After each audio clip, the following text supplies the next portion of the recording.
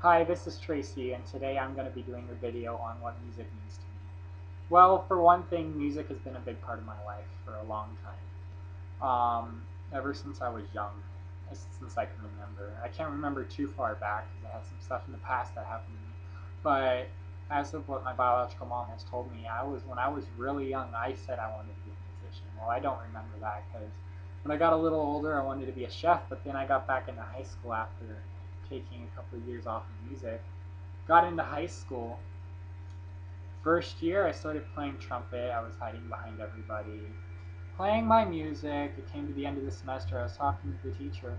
Hey, I want to be in jazz band next year. They always made trips, and I really wanted to be a part of that in music, just to travel and stuff like that. But he told me he didn't think I was going to make it. Well, later on that year, at the end of the year, I ended up trying out. I didn't do that great because yeah, it was my first year. I didn't know the rhythm. But he told me he knew I was going to practice, so he let me in. Well, he ended up quitting because of the fact that he wasn't getting paid enough, so he moved schools. And I got a new teacher, um, and this teacher was a great teacher. He ended up moving too, but he taught me a little bit. He was the one that made me want to. John McCrosty was his name, but he made me want to become a music teacher. I just loved how inspiring it was. He played clarinet. He got me to go from playing behind everybody to literally having to solo. I remember the first time I had to solo in front of people. We went up to a jazz festival up in Idaho. I can't remember the name of the city at the moment, but we went up there. It was at one of the Mormon colleges. It was an amazing college. I loved it. And went up there to perform. I started getting ready for my solo and looked out in the audience, and who's sitting there? Some judges. I'm like, oh. And I have cerebral palsy and some sorts of shaking anxiety, so I decided, oh, I'll just try this. And I played, and then oh my gosh, I was like shaking like this, and the person I was like playing do do do do do, and I was shaking so bad, and the person in front of me who's playing the trombone, she told me afterwards, after I ran off stage crying, after it was over, I got out the door and started crying. I was scared, and she told me she thought I was shaking so bad that I was going to fall off the stage and she was going to have to catch me. But after that, I started realizing I need to fix this. This is my passion. I really love to play music. So we stayed there for a couple days. We had some more activities. We went around. We got taught by a couple trumpet players. He had an old, roughed up trumpet player. Trumpet. He didn't have a trumpet player. He had a roughed up trumpet. And he could sit and play like this because he was professional. We're supposed to sit or stand and play like this. Well, da da da da da da da da da. And so we play like that, but he played like this, and he had a roughed up trumpet. I thought he couldn't put sound through that. Oh my gosh, he sounded great. Great quote that I learned from him.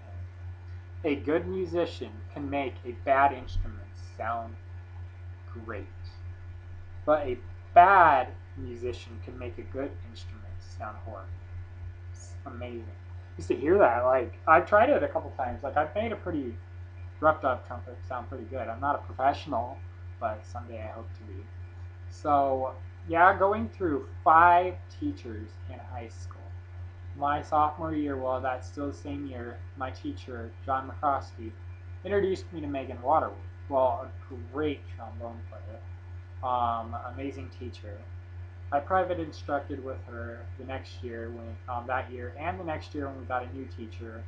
He didn't do so well. He got forced to resign. I don't want to say his name at the moment. And so went on to the next year. After studying with Megan, I still went up to went to a couple festivals. She got it. So one time, oh my gosh, I was playing my trumpet at a school concert during Christmas time. What did I do? I played with no shaking, even though I was taking pills. But at the same time, I would still shake. But during that concert, I didn't shake at all, and that was my junior year in high school. I didn't shake, but the girl next to me did. I think I transferred my shaking abilities to her. I felt bad, but then my senior year, I helped her because we were going to get a new teacher again, and what happened? She ended up becoming the teacher. She studied to be an elementary school music teacher, and she ended up being in middle school and high school. So I helped her with that. So she got me into some stuff. I moved schools that year.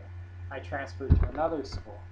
So later on that year, I transferred schools again.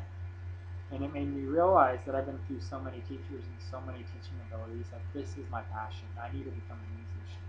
I need to become not only a musician, but a teacher myself. And throughout college, I've learned more about it. Like, I want to teach disabled children how to play music on the sidelines of teaching. I'm also going to start teaching flute, even though I don't really play flute that well. I can still teach it. I'm going to help this person who's got some disabilities. I'm going to teach her how to play trumpet, or flute, sorry. And it's going to be so fun just teaching her. But music has led me a long way. Music is not only my life, my passion, but it's also my boyfriend. I love music so much that music, like, I was doing a survey a while back and it asked me, what would you rather live without, TV or music? And I was like, no question asked. I cannot live without music. I give up TV and music. So music is my passion. It's led me from being not only a trumpet player to playing amazing, to wanting to teach it, to studying my senior year on music therapy, learning how music not only is a passion for people, but it can help bring back memories when people have memory loss. It will help you it can change your concentration, it can make you concentrate easier, it can make babies learn really fast, like the Mozart effect. And then also, it has the ability to change your moods. You can be so sad and you can use music therapy and make yourself really happy.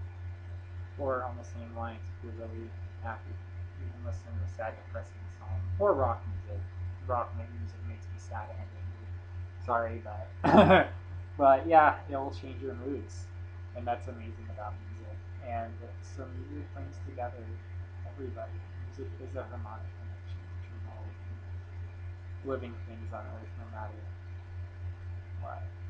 It's kind of a quote, it's not the full quote, but it's from August Rush.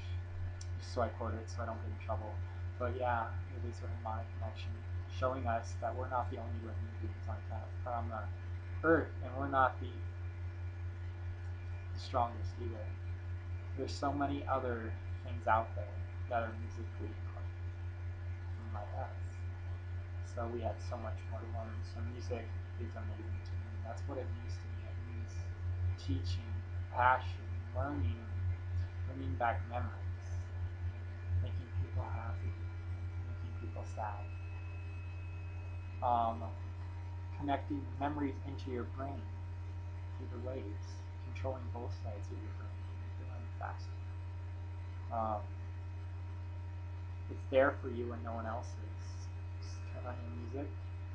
You got something to listen to. You got something to listen to. You take your horn or whatever you play, you sing or whatever.